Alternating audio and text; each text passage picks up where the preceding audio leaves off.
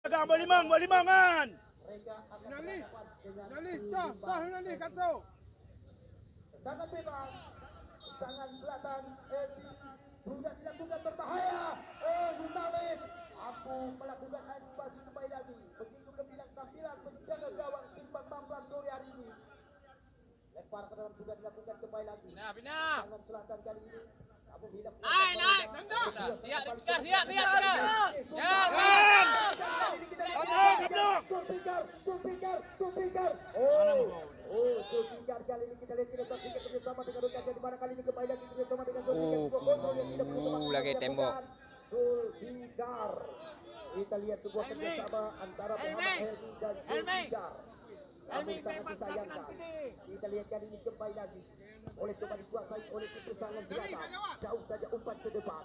Dikotok kembali lagi oleh pemain daripada Simpang Mampang. Kali ini kita lihat kembali lagi nomor 8 tampaknya mencoba kuasai bola, namun hilang kuasaan mereka. Kita lihat kali ini Pesangon Selatan yang mencoba kuasai bola. Kemudian dilakukan oleh Husnil. Husnil di sana memberikan tempat melebar. Tengah ke betul. Lawan. Tulpikar terobosan diberikan. Sultan tampaknya di mana kita lihat Sultan Abral. Sampai dari Simpang Mampang. Yang tadinya mencoba membongkar jatuh pertahanan lawan.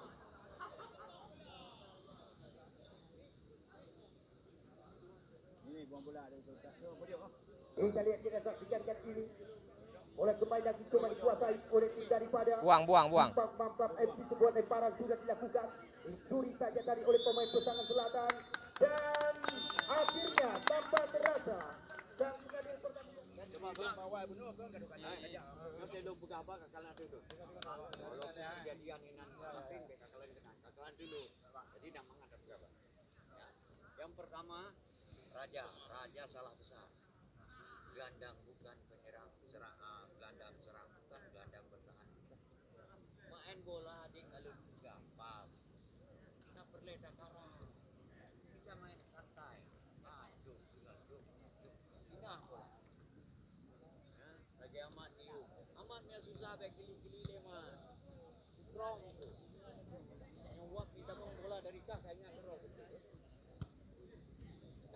kalau ngancuk saya kena latihan nak